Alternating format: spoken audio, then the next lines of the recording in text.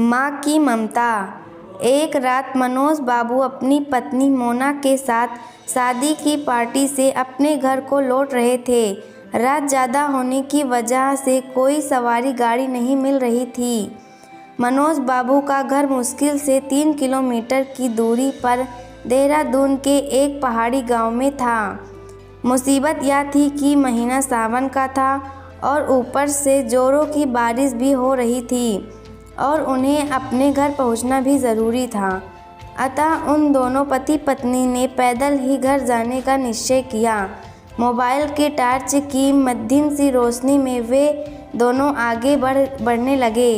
वे अभी आधी दूर ही गए थे कि जोरों की बिजली चमकी और बिजली की रोशनी में एक औरत का साया दिखा जो ठीक उनके सामने खड़ी थी। इस सुनसान सी सड़क पर रात के अंधेरे में अकेली औरत को देखकर उन्हें डर लगा और मन में तरह तरह के विचार आने लगे कि कहीं ये कोई, खैर जो भी हो देखा जाएगा।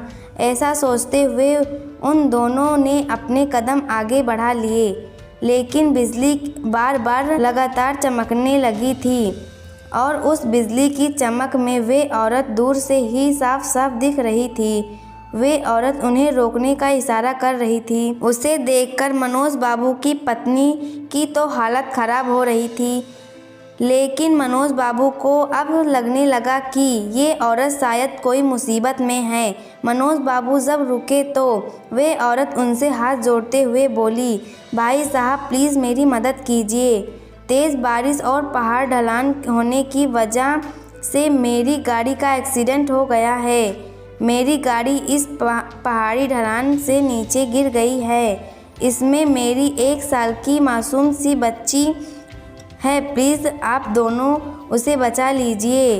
इतना कहते ही वे औरत आगे आगे चलने लगी और न चाहते हुए भी मनोज बाबू अपनी पत्नी के साथ उस अजनबी औरत के पीछे पीछे चलने लगे। लेकिन एक अनजाने भय से उन दोनों का दिल ज़ोर ज़ोर से धड़क भी रहा था।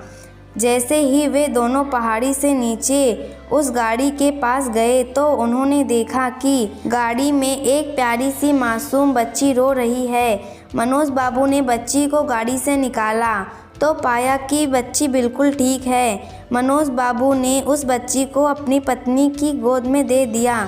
फिर मनोज बाबू को लगा कि ड्राइवर की सीट पर भी कोई है।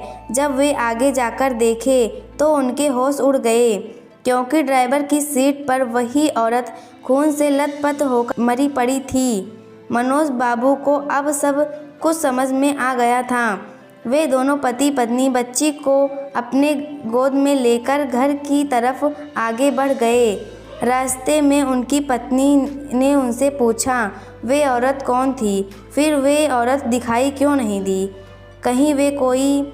मनोज बाबू बोले, वे एक माँ थी, मर कर भी अपने बच्चों के लिए तड़प रही थी, जो वही एक माँ थी। वे मनोज बाबू की ये कहानी सुनकर मेरी आंखों से आंसू निकल गए। दोस्तों, अगर कोई मुसीबत में हो तो उनकी ज़रूर सहायता करें। क्या पता हमारी एक छोटी सी कोशिश किसी की ज़िंदगी में बहार ला दे। ये छोटी कहानी हर एक माँ की ममता को समर्पित है।